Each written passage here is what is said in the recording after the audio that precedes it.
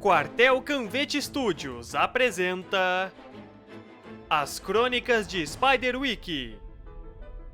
Livro 4, A Árvore de Ferro, de Tony de Terlizzi e Holy Black.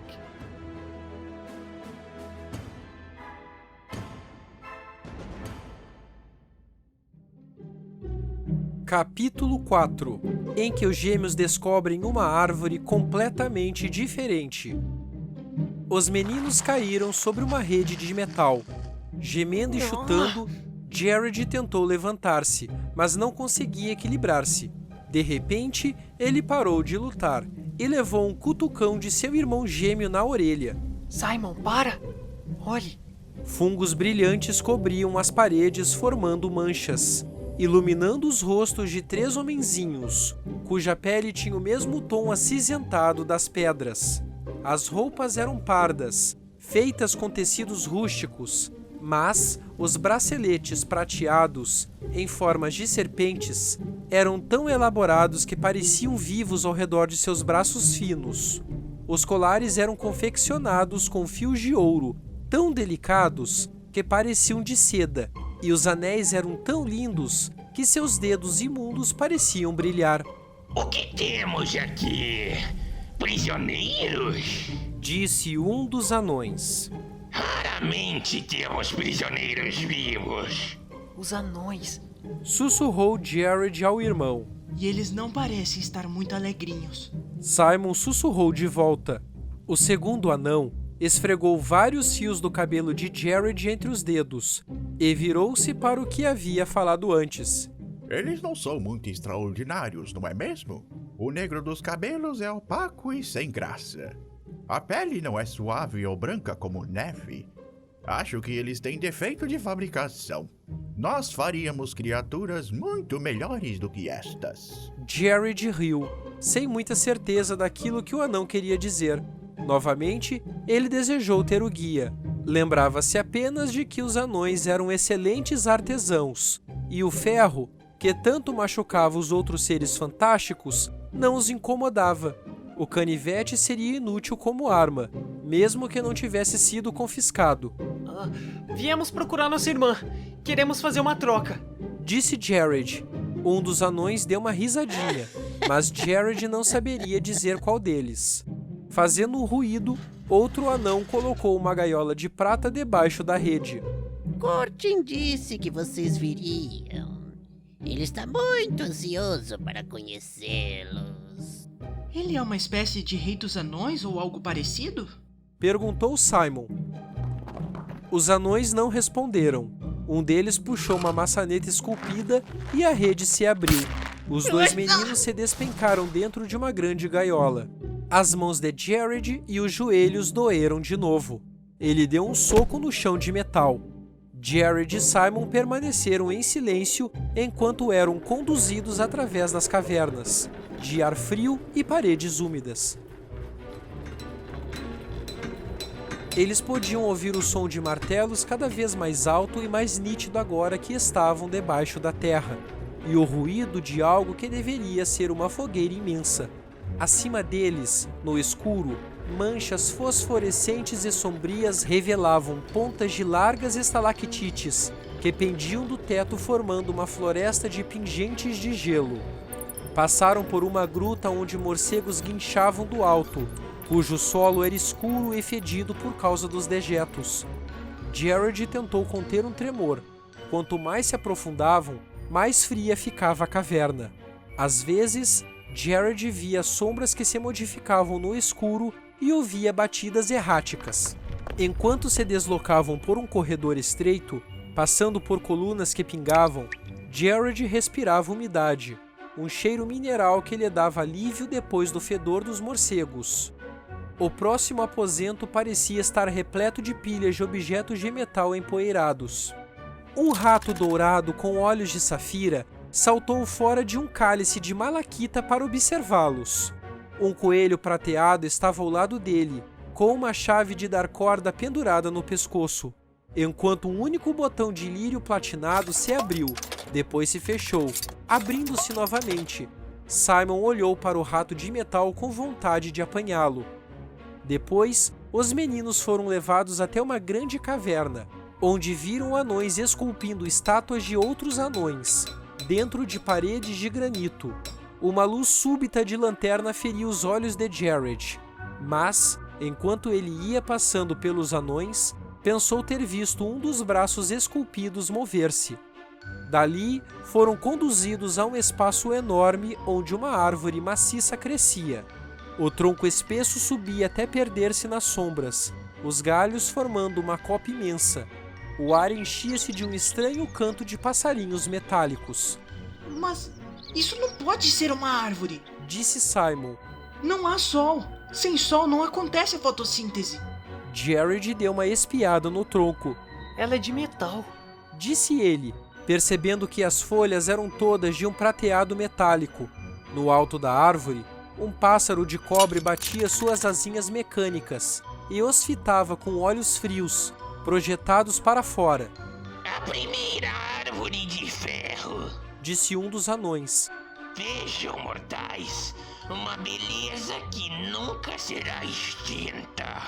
Jared olhou para o alto da árvore com espanto, fascinado com a quantidade de metal que teria sido necessária para forjá-la, com um tronco tão espesso e os galhos entrelaçados com tanta delicadeza que pareciam filigranas.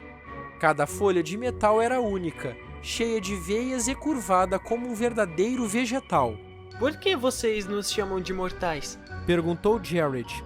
Vocês não conhecem o próprio idioma? Disse um anão e riu. Isso significa uma pessoa destinada a morrer. Do que mais poderíamos chamá-los? A sua espécie morre num piscar de olhos. Ele aproximou-se das barras da gaiola e deu uma piscadinha. Diversas passagens saíam da caverna, dando em corredores escuros demais para que Jared percebesse para onde os levavam. A gaiola foi conduzida por um deles, um corredor amplo, cheio de colunas, que desembocava numa sala menor. Sentado no trono, apoiado numa enorme estalagmite, havia outro homem, de pele acinzentada, uma barba negra e volumosa. Os olhos dele reluziam como duas joias verdes. Um cachorro de metal estava deitado sobre o tapete de pele de veado, colocado à frente do trono. A barriga do animal movimentava-se soltando um zumbido mecânico, exatamente como se ele estivesse realmente dormindo. Nas costas do cão, uma chave de corda girava lentamente. Ao redor do trono havia outros anões, todos em silêncio. Meu senhor Cortin, Disse um dos anões. é como o senhor dissera. Eles vieram em busca da irmã. Cortin levantou-se. Mulgarat me disse que vocês viriam. Como vocês têm sorte de estarem aqui. Que honra será assistir ao começo do fim das leis humanas. Tudo bem. Disse Jared. Onde está a Mallory? Cortin sorriu. Tragam minha menina. Disse ele, e vários anões saíram correndo imediatamente. É melhor que vocês prestem atenção às suas próprias palavras. Mulgarat logo dominará o mundo, e nós, seus leais servos, estaremos ao seu lado. Ele limpará a terra para nós, e então construiremos uma nova e gloriosa floresta, inteiramente formada por árvores de ferro.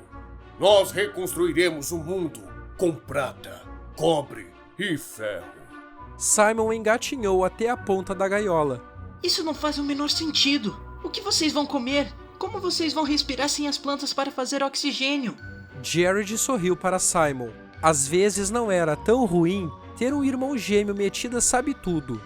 O sorriso de Cortin alargou-se. Você nega o fato de que os anões são os maiores artesãos que já existiram? Basta dar uma olhada em meu cão aqui para constatar nossa superioridade. Seu corpo de prata é mais bonito do que qualquer tipo de pelagem. Ele corre mais rápido, não necessita de alimento, não baba e nem fica pulando em ninguém. Cortin acariciou o cão com o pé. O cachorro virou-se e espreguiçou-se antes de voltar a dormir e roncar. Eu não acho que era isso que o Simon estava tentando lhe dizer.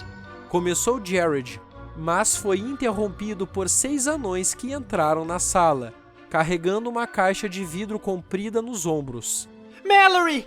gritou Jared com uma sensação de vazio no estômago. A caixa parecia um caixão. O que foi que vocês fizeram com a nossa irmã? Perguntou Simon. Seu rosto estava pálido. Ela não está morta, não é? Pelo contrário, Disse o Senhor dos Anões com um sorriso. ela nunca morrerá. Venha vê-la de perto. Os anões depositaram a caixa de vidro sobre um aparador esculpido, com ornamentos que estava ao lado da gaiola de Simon e Jared. O cabelo de Mallory fora arrumado e preso em uma única longa trança que transcorria por seu rosto pálido e sério. Sobre sua testa havia uma tiara de folhas metálicas. Seus lábios e faces estavam tão corados quanto os de uma boneca, e suas mãos ainda empunhavam a espada prateada. Puseram-na em um vestido branco com bordados frívolos. Os olhos dela estavam fechados, e Jared temia que, se ela os abrisse, fossem feitos de vidro. O que fizeram com ela? Perguntou Simon. Não está parecendo nem um pouco com a Mallory. Sua beleza e juventude nunca desbotarão. Disse Curtin. Fora desta caixa, ela estaria condenada à velhice, à morte e à deterioração. O destino de todos os mortais. Eu acho que a Mallory preferiria ser condenada. Disse Jared. O Senhor dos Anões bufou. Fique à vontade. O que você tem para me dar em troca dela? Jared colocou a mão dentro de sua mochila e tirou o livro enrolado na toalha. O Guia de Campo de Arthur Spiderwick. Disse. O menino sentiu uma pontinha de culpa pela mentira, mas reprimiu-a impiedosamente. Curtin esfregou as mãos. Excelente. Foi isso que eu esperava. Agora entreguem o livro, e ela será de vocês. Jared estendeu o falso guia, e um dos anões o arrancou enfiando a mão entre as barras da gaiola. O Senhor dos Anões nem sequer se deu ao trabalho de abri-lo. Levem essa gaiola até a Sala dos Tesouros e coloquem a caixa de vidro ao lado dela. O quê? Mas vocês queriam fazer uma troca. Mas nós já fizemos a troca. Vocês trocaram o livro por sua irmã, mas não por sua liberdade. Não! Vocês não podem fazer isso! Jared bateu as mãos contra as barras, mas isso não impediu que os anões empurrassem a gaiola ao longo de um corredor escuro. Ele não podia olhar para Simon. Depois de gritar tanto com seu irmão, ele tinha sido estúpido, o que não fora suficientemente inteligente. Ele se sentiu cansado, desanimado, pequeno e patético. Ele era só um menino. Como é que conseguiria escapar de uma situação dessas?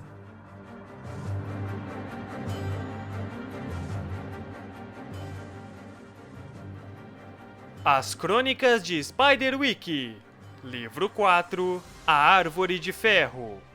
Capítulo 4, em que os gêmeos descobrem uma árvore completamente diferente.